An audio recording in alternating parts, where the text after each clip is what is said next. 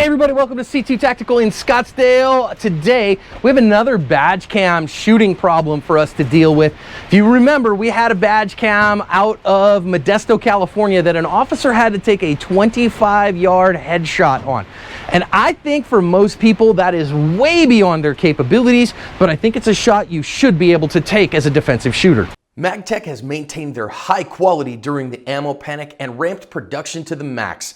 Their ammo is the only ammo I run on the range because of its performance and reliability. I recommend Magtech wholeheartedly. Now here's why I think this one is so important. He's in a Walgreens, right? He's towards the front of the Walgreens. His partner is in the middle of the Walgreens. The perp is kind of towards the back of the Walgreens.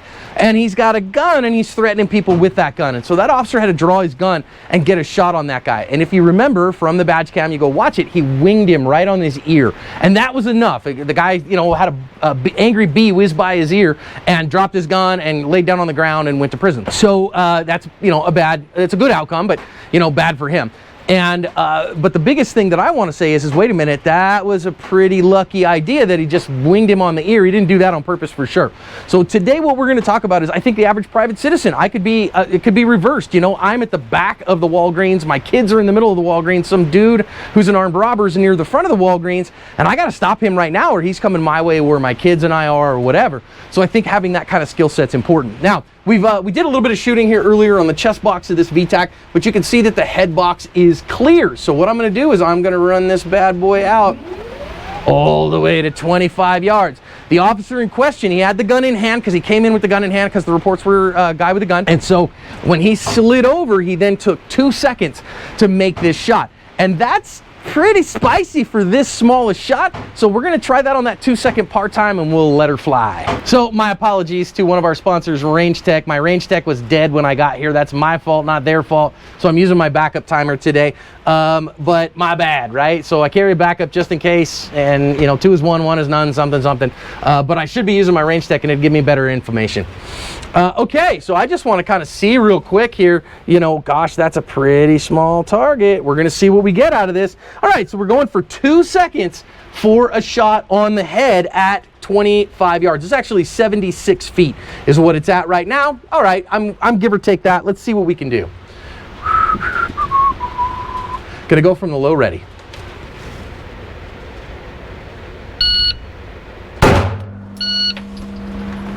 Let's see what my shot was there. 1, 2, 2. So I had more time. And I needed it. So I didn't wing him in the ear, but I kind of winged him right on the top of his brain bucket. Once again, I suck. Let's try that again and actually see if we can get the hit that we want utilizing that 2 seconds of time. So let's think about this as we can't miss. All right, same thing. That is the first time I took a headshot at 25 yards today for sure. So let's try it again. Come on, John.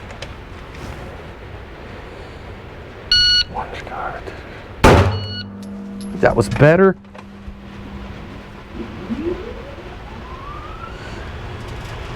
All right, that was a 173. I kind of utilized my time just a little bit more productively.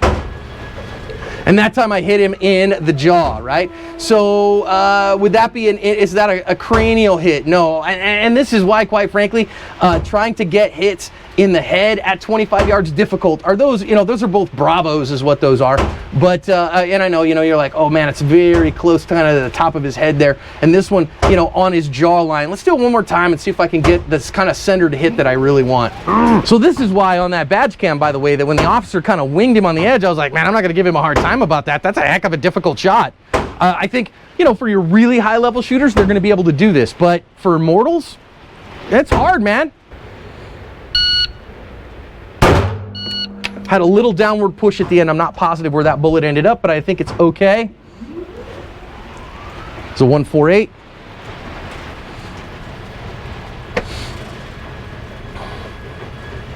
Actually, that was a really fantastic shot. So I got the grip that I wanted and all that stuff. So you can see that third one there, that would be a fight stopper. Now, of course, on that day, right, you only get one opportunity here. You're going to get your first shot. That one would have kind of bounced off the top of his brain bucket, and that could have been a problem. So maybe this is worth practicing a little bit, is going out here at the range, putting yourself under a little bit of time pressure, getting 2 hands on the gun from a low ready. Can I get up here and do it? I'm going to do it 2 more times just to kind of give me a 5-shot kind of average and group here. Okay, that's 1. 1-4-0.